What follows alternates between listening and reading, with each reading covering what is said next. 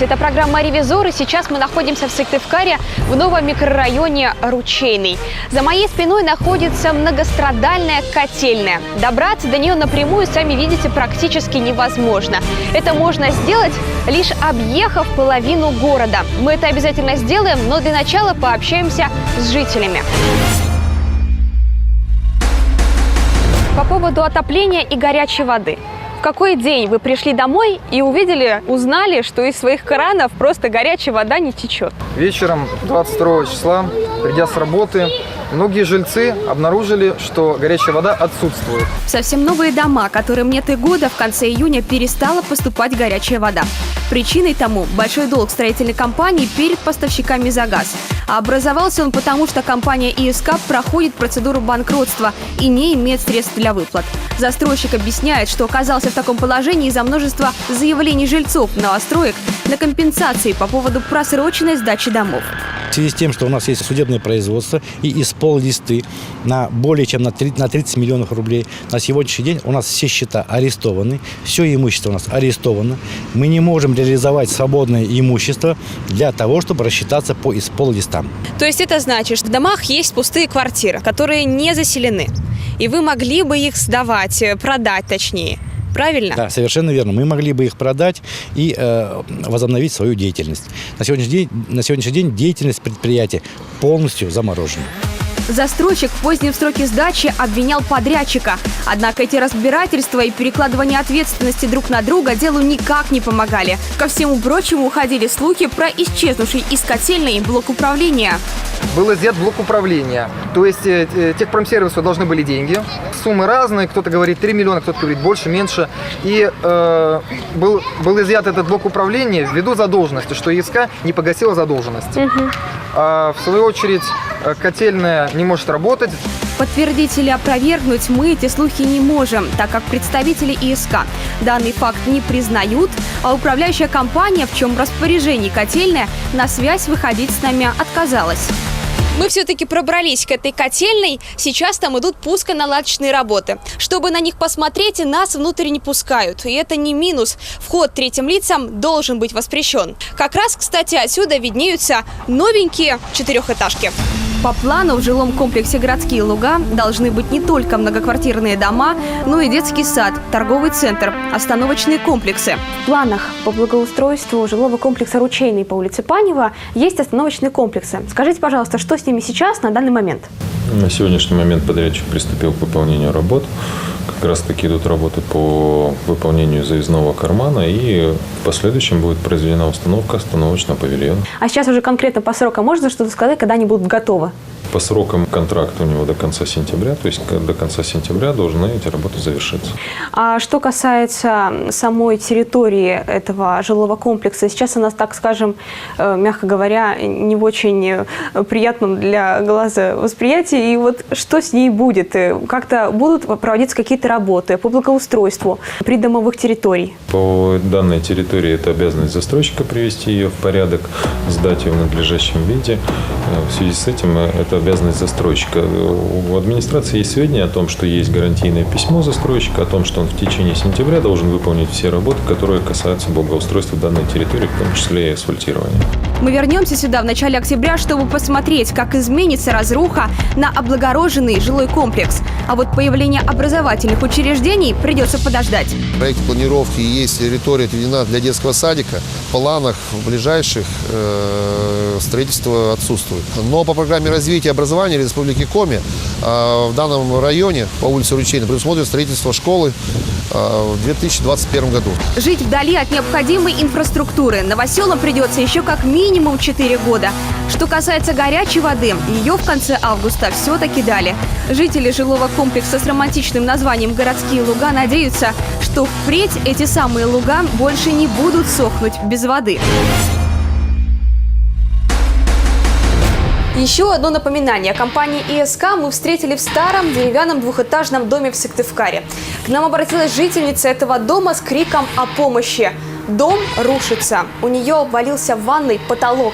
Началось все с того, что с потолка начало капать. Девушка подумала, что заливают соседи, но жильцы второго этажа ее не топили. Пострадавшей пришлось обратиться в управляющую компанию. В итоге они мне сказали, что они в этот же день приедут после 5. Я целый день прождала, так никто не приехал. Прошла неделя, я перезвонила им уже к ним туда. Они сказали, что напомнят мастеру. 3 недели прошло, никто не пришел. И это не единственная проблемная квартира в этом доме. Каждому жильцу дома номер 53 по улице Орджоникидзе есть на что пожаловаться. Дом рушится. В других квартирах, вот я спрашивала, во второй квартире там у них пол провалился, в третьей квартире ванна вообще уже на земле лежит там. Дом этот 58-го года постройки признан аварийным, и все жильцы должны быть переселены в более комфортабельные условия. В подъезде висят объявления, а в почтовых ящиках лежат подтверждающие это бумаги. Но несмотря на обветшалость двухэтажки, с каждой ее квартиры ежемесячно берут около 500 рублей на капитальный ремонт. По сути, люди копят на снос. Они говорят, что они делают капремонта не было. Ну, я как строитель, я могу сказать, что вот за то, что мы платим, я не знаю, куда наши деньги деваются, потому что даже в коридоре постоянно грязь, темно постоянно. А за капремонт платите регулярно, да? Регулярно, каждый месяц. Причем суммы довольно-таки немаленькие. С каждой квартиры там по 500 рублей. То есть на такое можно было уже евроремонт сделать на самом деле. И дом приподнять. Вот я сейчас даже вижу, мы с вами разговариваем, капает. Капает. Вы постоянно меняете эту воду, выливаете, да, и снова ставите. И все продолжает капать. И так на протяжении месяца. На протяжении месяца даже, чуть может больше. Вначале просто текло по стенке. Грибок уже пошел, как это убирать, как с этим бороться, я не знаю. А нам остается съездить в управляющую компанию и спросить, почему они так поступают с людьми. В компании «Жилвест» ситуацию не прокомментировали, сославшись на то, что директора нет на месте. К слову, Елену Валерьевну мы пытались поймать целую неделю, но так и не смогли ее увидеть и услышать. Никого нет из руководства, все в администрации города. Детективная деталь. Диспетчер не смогла обнаружить в журнале заявку от Татьяны Палиховой на аварийный ремонт. Поступало такое заявление? Орджоникидзе 53. Вот я смотрю, 24 июля уже.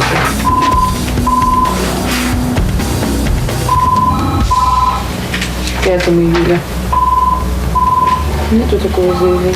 Поскольку связаться с директором нам так и не удалось, ее не было на месте, мы пообщались с заместителем, который также уверяет, что никакого письменного обращения с этого адреса не поступало. А как-то устно по телефону к вам можно обратиться с какой-то проблемой? Конечно.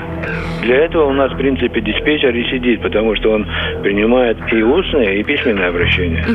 Нам утверждает, кстати, жительница дома 53 по улице Орджоникидзе, что она и звонила даже неделю спустя, после того, как она к вам приходила. Говорили ей тоже, что придут работники, мастера в этот же день или на следующий. То что получается?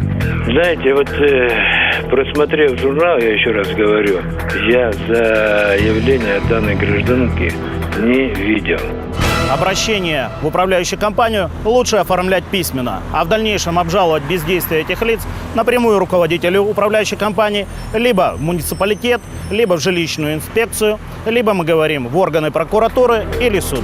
Не забыли мы узнать у замдиректора управляющей компании, почему жителям этого аварийного дома до сих пор приходят счета за капитальный ремонт. Это, так сказать, не моя тема. Потому что счета на капитальный ремонт выставляют региональный оператор. Это жильцам необходимо обратиться в администрацию, чтобы администрация проверила износ дома. Конечно, если дом признан аварийным, то никакой разговор об отчислении на ремонт не должно быть. В части оплаты взносов на капремонт следует отметить, что это обязанность собственников жилых помещений. Но в соответствии с частью 2 статьи 169 Жилищного кодекса Российской Федерации собственники не уплачивают эти взносы, если жилые помещения в многоквартирном доме признаны аварийными и подлежащим сносу. Если квитанцию все-таки выставляют, необходимо обратиться в региональный фонд капитального ремонта многоквартирных домов. Предоставим необходимые документы о том, что жилое помещение является аварийным аварийным и подлежащим сносу. Подводим итог. Если вы приходите в управляющую компанию, помните, необходимо иметь при себе письменное заявление, даже если диспетчер вам о нем не напоминает. Так вы будете уверены, что о вашей просьбе не забудут, да и доказательство об обращении будет на руках после получения ксерокопии с печатью о принятии документа. К нам обратилась зрительница Татьяна с таким вопросом. В 90-е годы нам дали участок на 3 года под строительство гаража. Гараж до сих пор стоит, но мы хотим построить новый. Однако документов у нас на этот участок нет. Что можно сделать? И мы передаем слово юристу. Алгоритмов данной ситуации несколько. Если имеются правоустанавливающие документы на сам гараж, то на все намного проще. Оформляем землю собственность и можем строить новый. Если документов нет, то идем в муниципалитет, в архиве должны сохраниться данные документы. И если и там документов нет, то здесь необходимо будет обращаться в суд, так как в настоящее время гараж является самовольной постройкой и необходимо будет признать его собственностью.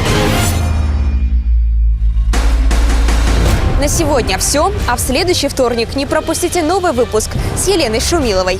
В этот вторник мы познакомимся с вами с семьей погорельцев, которые 26 лет подряд проживают в постирочной одного из столичных общежитий, ожидая своего законного жилья. А также узнаем, кто и за что фотохудожника Виктора Квасова записал в черные лесорубы. Ну и, конечно же, юристы ответят на один из ваших вопросов. Не пропустите эфир.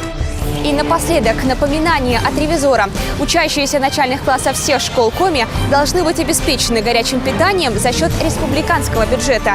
И еще, нашу программу можете смотреть в интернете на сайте jurgan.rf. До свидания.